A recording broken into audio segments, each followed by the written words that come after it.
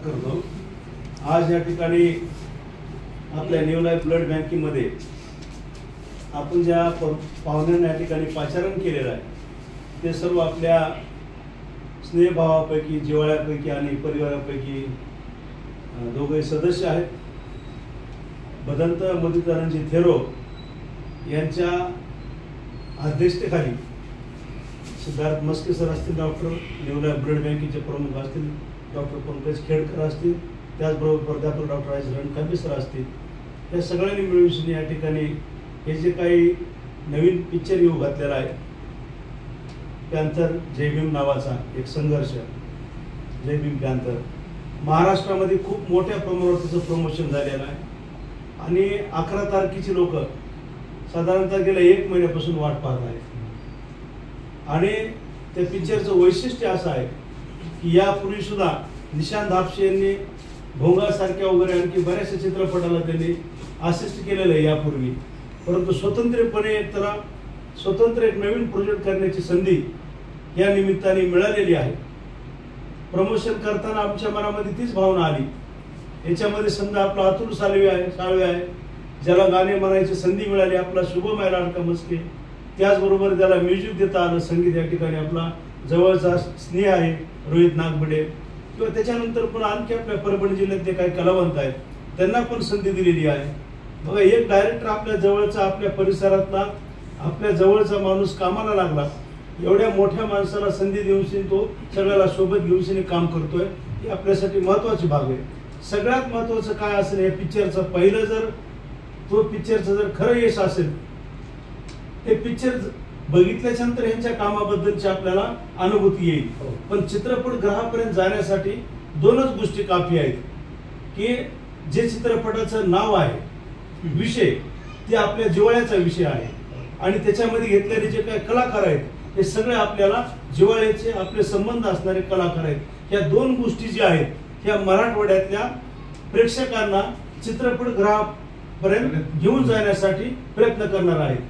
आपल्याला सगळ्यांना माहिती आहे त्याच्यामध्ये घेतलेले कलाकार असतील किंवा वरच्या लेवलचे जे काही मिलिंद शिंदे सारखे कलाकार आहेत, समजा हे जे काय आहेत ना, हे स्वतःला त्या सगळ्या कलेमध्ये, त्या इंडस्ट्रीमध्ये स्वतःला खपून घेतलेले माणसं आहेत सगळे।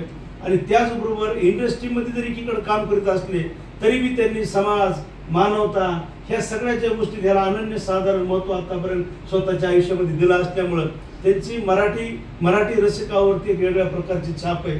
म्हणून आमचा निशांत हापसे असेल, त्यांनी दिलेले जे काही ह्या लोकांना जे काही संधी असेल किंवा मोठे काय कास्ट केलेले काही मोठे महाराष्ट्रात गाजलेले कलावंत असतील, यांना सोबत घेऊन हे जे काही नवीन प्रोजेक्ट निर्माण केलेला आहे, आम्हाला पूर्ण खात्री आहे ह्याच्यामध्ये 100% त्याच्यामध्ये भरभरून त्याला प्रेक्षकांची त्याला दाद मिळणार आहे, कारण ते आमच्या मातीतल्या माणसाने निर्माण केलेली कलाकृती असल्यामुळं त्याला भरभरून लोक जाणार आहेत। आणि सगळ्यात महत्वाचा जे काही भाग आहे की समाज आज तरी किमान एवढ्या भूमिकेवर असतो की जर आमचे लेकरं, जर आमचे माणसं काही चांगलं जर करण्यासाठी निघत असतील बाबासाहेबांच्या नावाने तर वाटेल ते झालं तरी चालेल, परंतु त्याला भरभरून प्रतिसाद द्यायचा, एवढी किमान आतापर्यंत लोकांची भूमिका राहिलेली आहे। आणि ती लोक वेळोवेळी त्या ठिकाणी भूमिका पार पाडली आहे।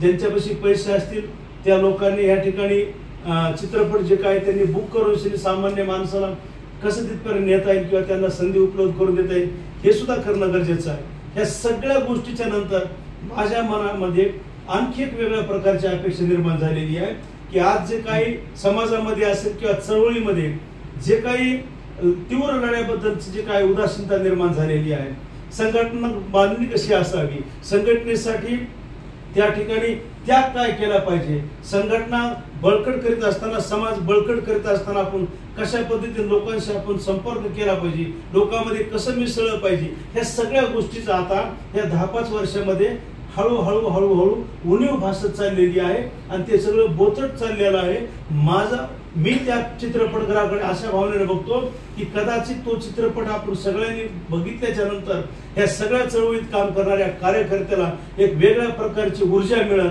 आणि एकंदरीत समाजाला आंबेडकरी चळवळीला त्याच्यापासून एक वेगळ्या प्रकारची स्फूर्ती मिळेल, अशा प्रकारची मी अपेक्षा करतो।